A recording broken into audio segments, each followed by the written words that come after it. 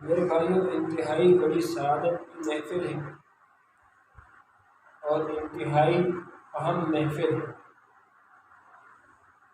تھوڑا سا کچھ جو ہے گپ شپ کے انداز میں کچھ باتیں آپ حضرات کے سامنے رکھنی ہیں اور ان کو آپ حضرات توجہ سے سنیں۔ اللہ رب العزت مجھے سمجھانے، آپ کو سمجھنے کی توفیق عنایت فرمائے۔ حق باتوں کو میرے اور آپ کے دلوں کے اندر ڈال دے، میرے اور آپ کے دل حق باتوں کو قبول کرنے والے بن جائیں۔ اللہ رب العزت ہمارے دلوں کو ایسا بنا دے۔ میرے بھائیوں، یہ سعادتیں ہمیں حاصل ہوتی ہیں تراویح میں۔ یہاں پر حافظ صاحب آگے ہوتا ہے، ہم لوگ پیچھے کھڑے ہوتے ہیں۔ اس کی وجہ کیا؟ یہ سعادت حاصل کس کی وجہ سے ہوئی؟ یہ سعادت حاصل ہمیں حافظ کی وجہ سے ہوئی۔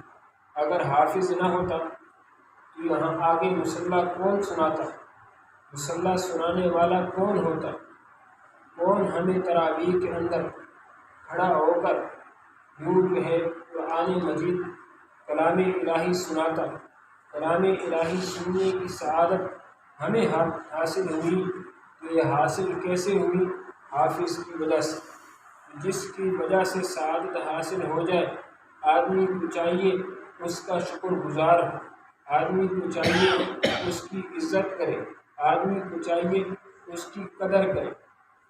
میرے بھائیوں، تحفہ حفاظ کے اندر مسند دینوی سے روایت نقل کی ہے، حافظ قرآن اسلام کا جھنڈا اٹھانے والا ہے۔ جس نے اس کی عزت کی، اس نے اللہ کی عزت کی، اور جس نے اس کی توہین کی، اس پر اللہ کی لعنت ہو، اس پر اللہ کی لعنت ہو۔ اب دیکھیں میرے بھائیوں، اللہ رب العزت نے حافظ قرآن کو مقام دیا۔ کون سا مقام؟ یہ ہے کہ جس نے اس کی عزت کی ہے اس نے میری عزت کی ہے۔ حافظ کی عزت کرنے کو اپنی عزت اللہ رب العزت نے قرار دیا ہے۔ کتنا بڑا مقام ہے یہ! کیوں؟ میں حافظ کی صیغے پر تھوڑا غور کروں۔ حافظ یہ سیغہ باب سمع سے ہے۔ اس کا مطلب کیا ہے؟ ضائع ہونے سے بچانا، ضائع ہونے سے بچانا۔ اور حافظ اسم فاعل، ضائع ہونے سے بچانے والا۔ جب اس کی اضافت کسی چیز کی طرف کر دی جائے تو معنی بھی اس کے مطابق ہو جاتا ہے۔ اگر اس کی اضافت کی جائے کتاب کی طرف، اگر اس کی اضافت کی جائے قرآن کی طرف تو معنی ہوتا ہے قرآن کو یاد کرنے والا۔ اگر اس کی اضافت کی جائے سطر کی طرف تو معنی ہوتا ہے سطر چھپانے والا، یعنی جس کی جو ہے حفاظت جس طرح مقصود ہو، معنی بھی اسی طرح بن جاتا ہے، معنی بھی اسی طرح بن جاتا ہے۔ اور یہ بات مسلم ہے کہ جو چیز جس چیز سے مشتق ہو اس کا معنی بھی اسی کے اندر پایا جاتا ہے۔ مطلب کیا بنا؟ حافظ کی تعریف کیا بنی؟ حافظ کی تعریف یہ بنی، قرآن یاد کر کے قرآن کو ضائع ہونے سے بچانے والے کو حافظ کہا جاتا ہے۔ قرآن یاد کر کے قرآن کو ضائع ہونے سے بچانے والے کو حافظ کہا جاتا ہے۔ دیکھیں، کسی چیز کی حفاظت کرنی ہو اس کے لیے محافظ چاہیے، اس کے لیے سپاہی چاہیے، اس کے لیے چوکیدار چاہیے۔ کسی چیز کی حفاظت کرنی ہو تو اس کے لیے، چونکہ دنیا دارالاسباب ہے، دنیا دارالاسباب ہے، یہاں پر مدار سب چیزوں کا اسباب پر چلتا ہے۔ اسباب کو اختیار نہ کیا جائے تو معنی تعطل بن جاتا ہے، اور تعطل شرعیت میں جائز نہیں ہے۔ اسباب کو اختیار کر کے اللہ رب العزت پر توکل کرنا، اللہ رب العزت پر بھروسہ کرنا۔ اسباب اختیار کیا، بھروسہ اللہ پر کیا۔ بیمار ہے، ڈاکٹر کے پاس گیا، دوائی لی، کہا شفا اس دوائی میں اللہ ڈالے گا، اس کو بولتے ہیں توکل۔ اس کو بولا جاتا ہے توکل۔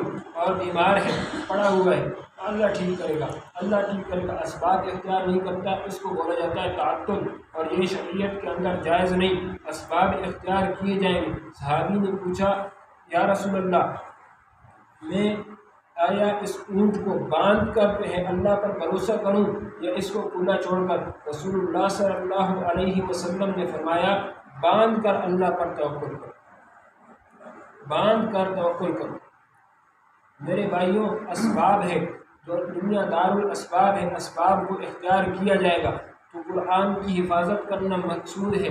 اللہ رب العزت نے ارشاد فرمایا اِنَّا نَحْنُ نَزَّلْنَا الذِّكْرَ، قرآن کو نازل ہم نے کیا ہے، وَإِنَّا لَهُ لَحَافِظُونَ، اور اس کی حفاظت کے اسباب بھی پیدا ہم کریں گے۔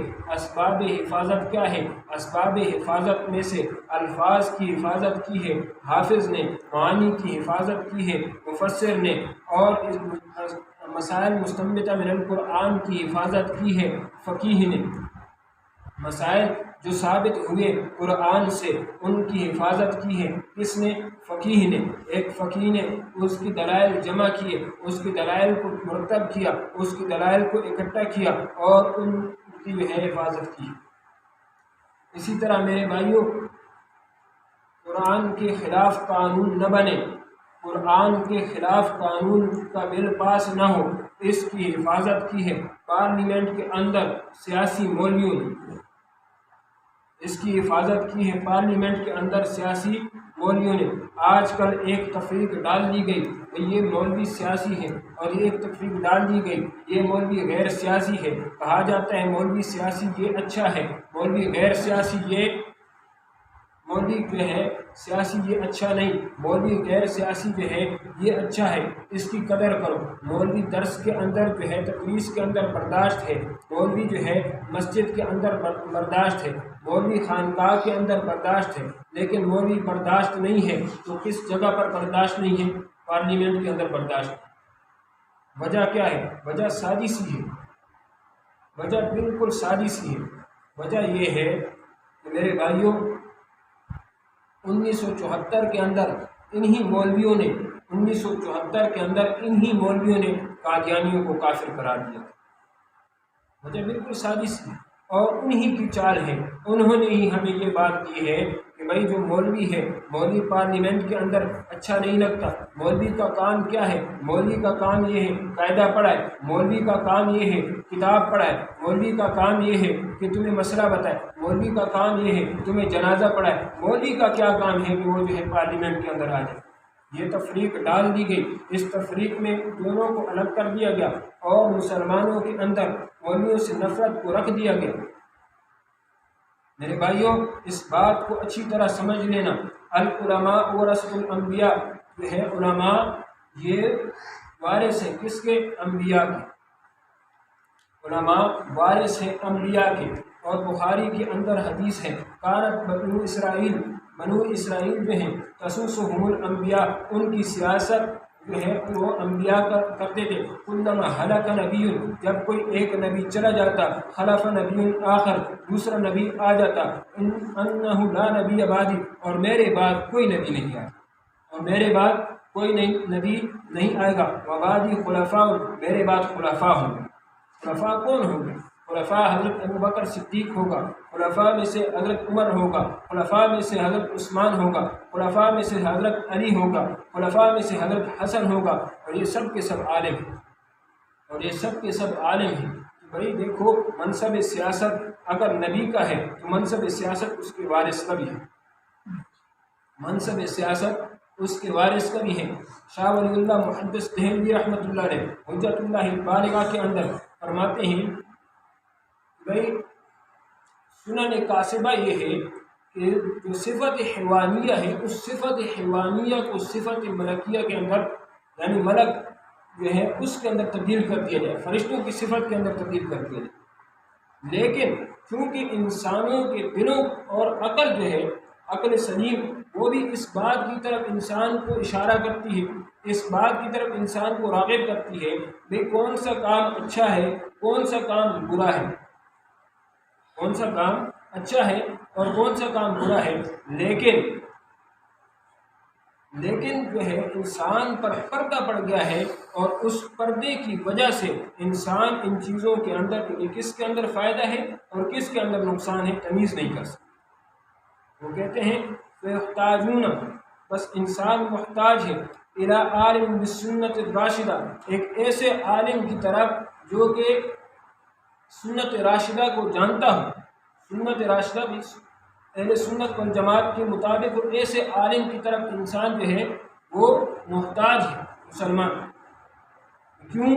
تسوس، تاکہ وہ ان کی جو ہے سیاست کر سکے، وَيَأْمُرُهُمْ، اور ان کو حکم دے سکے، ان کو اس کے مطابق حکم دے سکے، وَيَحُضُّ عَلَيْهَا، اور ان کو اس کے مطابق ابھار سکے کہ بھئی ان پر اعمال آپ نے کیسے کرنے ہیں، وَيُنْكِرُ عَلَىٰ مُخَالِفَتِهَا، اور اگر کوئی اس کی مخالفت کرے تو اس پر نکیر کرے، اس کو روکے۔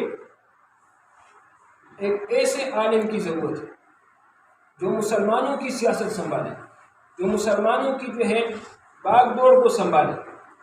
مسلمان چاہتا ہے بھئی مدینہ جیسی ریاست ہو، مسلمان چاہتا ہے کہ ریاست ایسی ہو جس میں احکام شرعیت نافذ ہو، مسلمان چاہتا ہے بھئی ریاست ایسی ہو جس میں قرآن کے احکام کو نافذ کیا جائے۔ لیکن مسلمان منتخب اس کو کرتا ہے جس کی اپنی جسم پر بھی شریعت نہیں۔ شریعت ملک میں لانا تو دور کی بات ہے، شریعت اس کے اپنے جسم پر بھی نہیں، ایسے آدمی کو ہم مقرر کر دیتے ہیں۔ اور پھر بعد میں گرا ہوتا ہے علماء سے، علماء نے کیا کیا؟ پہلی ذمہ داری علماء کی نہیں، پہلی ذمہ داری میری ہے، میں نے علماء کو ووٹ دیا یا نہیں دیا۔ سب سے پہلی پوچھ یہ ہے میں نے علماء کو بھاری اکثریت دی ہے یا میں نے علماء کو بھاری اکثریت نہیں دی ہے، سب سے پہلی پوچھ یہ ہے۔ ہم نے علماء کو کیا دیا؟ سوائے 15 سیٹوں کے اور علماء کے پاس کیا ہے؟ کچھ بھی نہیں۔ اور اس پر مطالبہ کس چیز کا ہے؟ شریعت کے لانے پر۔ اور جس کے پاس 150 سیٹیں ہوں اس سے جو ہے کچھ مطالبہ نہیں۔ مدینہ کی ریاست بنے گی، مدینہ کی ریاست کے لیے شرط جو ہے، شرائط میں سے سب سے پہلی شرط حجت اللہ البالغہ جلد ثانی کے اندر شاہ ولی اللہ محدث دہلوی رحمۃ اللہ لکھتے ہیں کہ عالم ہونا ہے۔ سب سے پہلی شرط یہ ہے کہ وہ شخص خود عالم ہے۔ اگر وہ شخص عالم نہیں ہے تو وہ مدینہ کی ریاست قائم کیسے کرے گا؟